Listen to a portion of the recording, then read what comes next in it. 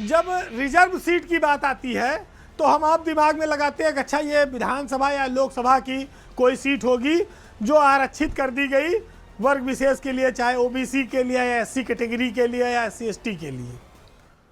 तो इस तरह की बातें तो हम सुनते हैं, लेकिन सरकारी सेवा में कोई पद आरक्षित हो जाए, वो भी संयोग से हो जाए, ये अपने आप में बड़ा चौंकाता है। आज हम आपको ऐसी ही एक जगह ले चलेंगे जहां उत्तर प्रदेश में पुलिस कमिश्नर का जो पद है वो एक तरह से एससी वर्ग के अफसरों के लिए आरक्षित हो गया है। कानपुर पुलिस कमिश्नरेट की जो सीपी पुलिस कमिश्नर की सीट है वो रिजर्व लगती है। वहां पर जितनी तैनाती होती है उसमें अधिकांश सब एससी वर्ग के अधिकारियों की तैनाती हो रही है। ऐसा वैसे संभव नहीं होता था, लेकिन कानपुर के मामले में ये संयोग बना है और हम आपको इसकी पूरी डिटेल बताएंगे।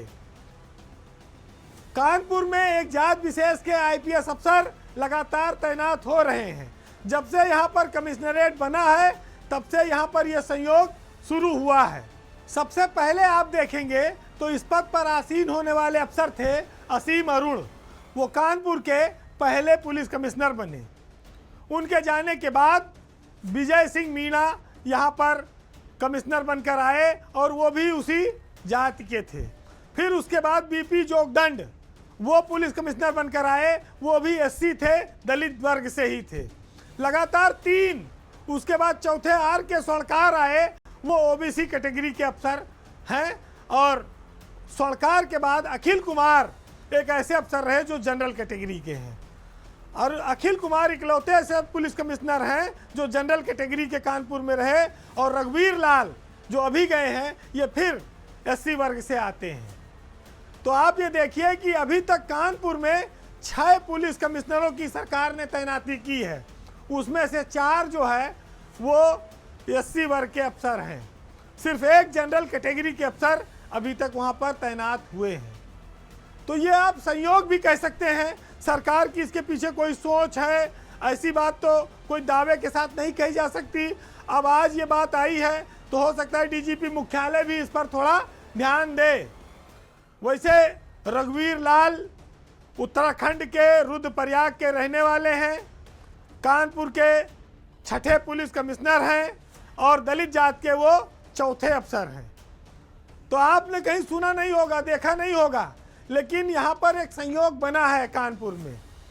इसमें कोई बुराई नहीं है कि किस जात के अफसर वहाँ बार बार तैनात हो रहे हैं। अफसर को वैसे किसी जात में भी नहीं बांधा जाता है, लेकिन जब इस तरह के कोई घटनाक्रम रिपीट होने लगता है, तैनातियाँ लगातार होने लगती हैं, तो लोगों का ध्यान इस ओर आकर्षित होना चाहिए। अफसरों की तैनाती हमेशा गुण दोष के आधार पर सरकारें करती हैं। उनको ये लगता है कि जो अच्छा अफसर है उसे मौका दिया जाए। हालांकि बीजेपी की सरकार में कई बार दलितों की उपेक्षा का आरोप भी लगता है। शायद सरकार उसको ध्यान में न रखती हो, लेकिन इस खबर के माध्यम से उसको कम से कम ये कहने का मौका तो अब मिल ही जाएगा कि भाई देखो, हमने एक जगह पर लगातार 4 अफसरों को एक समाज के वहाँ पर सबसे बड़ा पद दिया है। तो सबका साथ सबका विकास का जो नारा है वो कानपुर में काफ़ी सार्थक हो रहा है।